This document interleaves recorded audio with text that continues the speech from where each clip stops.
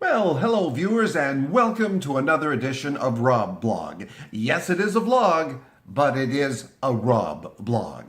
And how are you on this fine day? Well, here on the island, our weather is still like February. It is mid-May, and the weather is still chilly.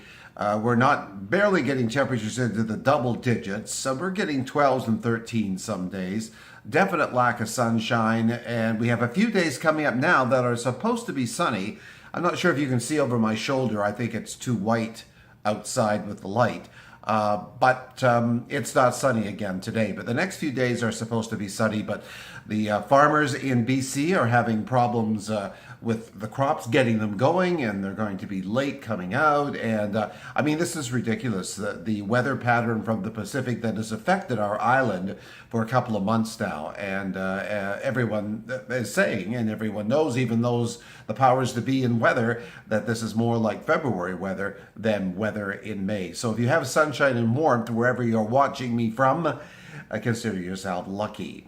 And a couple of folks that have popped over from England, namely Prince Charles and Camilla, the Duchess. Well, I was watching them live this morning in Newfoundland, and I don't think I've seen in recent memory two more bored people than Charles and Camilla. Oh my God. Like I honestly, I believe they could be a little jet lagged, because I was trying to figure out at what time they would have flown out of England to arrive in Newfoundland.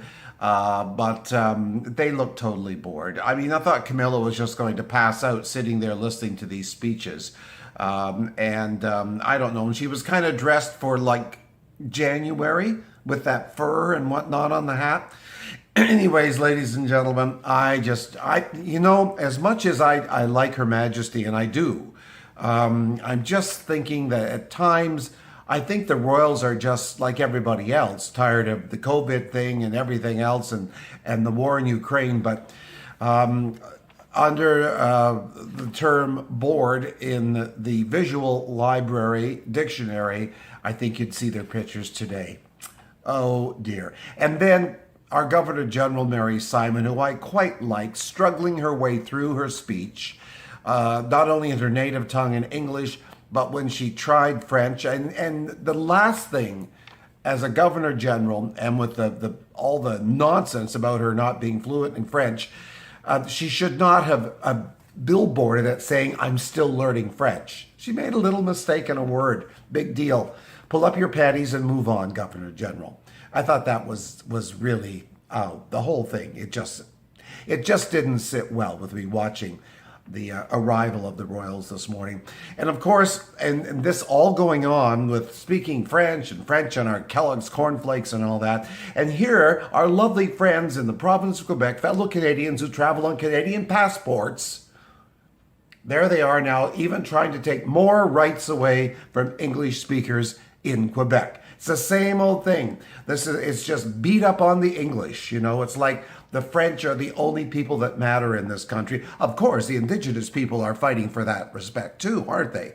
I mean, honestly, this is all we deal with in this country. Language, heritage. You did this to me. You did that to me. You're trying to steal this.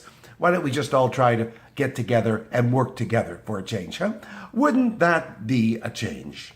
And don't get me started on the Conservatives federally trying to decide who's going to run their dilapidated party. It's a comedy show is what that is. One other thing I had on my little list, I do have to read a list, because even though I put things on a list, from time to time I get on a tangent and things don't go well. I'm going to have a little sip of my coffee now, because it is still morning here on the island. Nothing like coffee in the morning. Well, I haven't really been reading a lot of stories on the war in Ukraine, or the situation sort of as Putin refers to it. But I stumbled upon a few days ago on YouTube a channel by a young man who's a journalist in the Ukraine.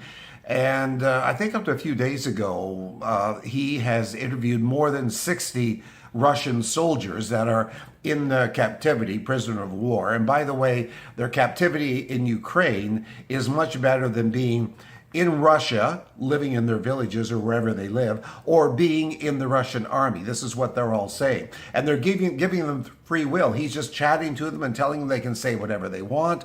They're not being forced to say anything. And then if they have a relative, they're allowed to call a relative back in Russia. I want to bring this young man's website to the front today, because I've learned a lot watching him talking to the Russian soldiers and the Russian soldiers telling them what life is like in Russia. And this one young man yesterday said it was absolutely rotten, that his life right now in captivity was better than it's been in Russia. So, but I will let you look at some of these videos on your own. Now, please take a look at some of his conversations. Most of them have English, the headlines. Well, they have to, or you can't understand them, but English subtitles are there. There are a couple of them where there are not English subtitles. And if you turn on the subtitles on the YouTube video, it's pretty hard to read too. It's not making a lot of sense.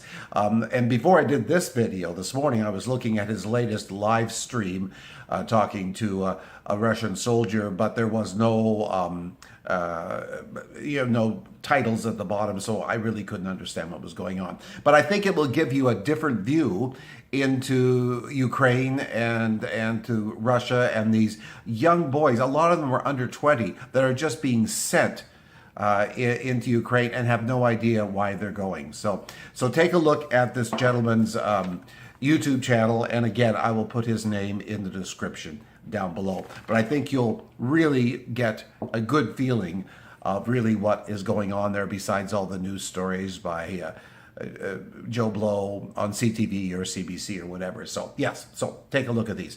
Anyways, my darling viewers, that is about it for today.